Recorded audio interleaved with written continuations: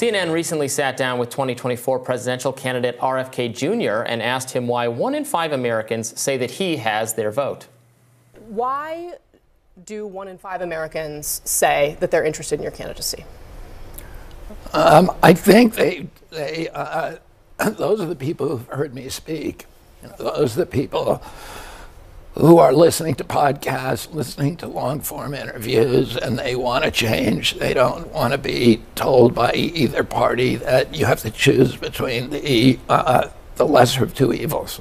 I think they want a candidate who's going to bring people together, who's going to inspire people, who cares about, I'm the only candidate who's talking about what's happening to the middle class in this country, and this idea that if you work hard and you play by the rules, that you ought to be able to make a decent living, you ought to be able to afford a home, you ought to be able to raise a family, take a summer vacation, and put aside something for retirement.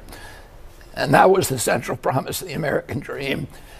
And it's now gone for this generation, particularly people 20 to 35, who I'm very, very strong with, are seeing that it no longer applies to them, and they're feeling betrayed.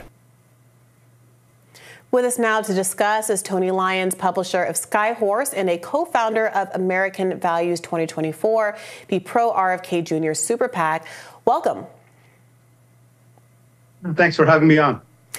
Now, that interview, a couple of which we just watched, did the rounds quite virally due to a number of sort of fact checks that came out. And I wondered what the Kennedy crew thought of that appearance and how that interview was handled. Yeah, I think that, Bobby Kennedy did a great job, that he made some very important points. And that's that the American public wants to have a choice. And, more than half the people in this country are saying that they want to have a third alternative to Biden and Trump. And they get that with Bobby Kennedy. And the people who hear him speak are overwhelmingly for him. So, about a month ago, for all people in the country, 35 years or younger, if the election was held today, they would elect Bobby Kennedy. And then 2 weeks later, there was a poll that showed that for all people under 45, if the election was held today, 35 or 40 million people would vote for Bobby Kennedy right now. So, and you're seeing him surge with Black people, Hispanic people, independent voters. So all of these different groups.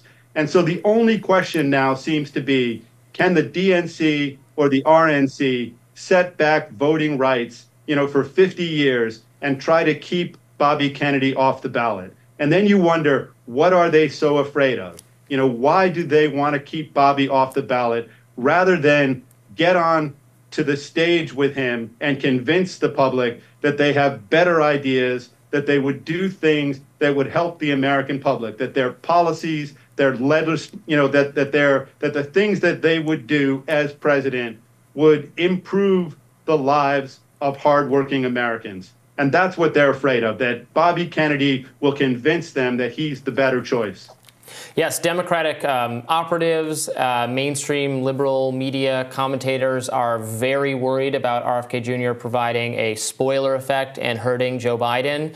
And then many on the right, many conservative media figures are worried that RFK Jr. will provide that exact same effect on Donald Trump's candidacy or whoever the Republican nominee happens to be. How do you respond to these complaints from both sides that somehow these voters that RFK Jr. has attracted are owed to one of the major party candidates?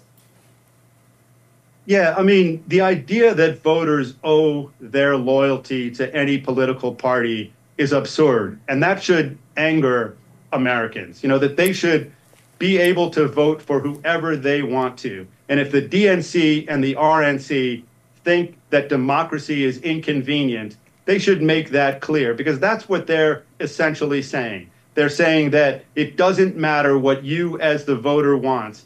They've decided that you're only supposed to have two choices. So I can see why they're upset at that. But the American public is not upset, and they're excited at the opportunity to be heard.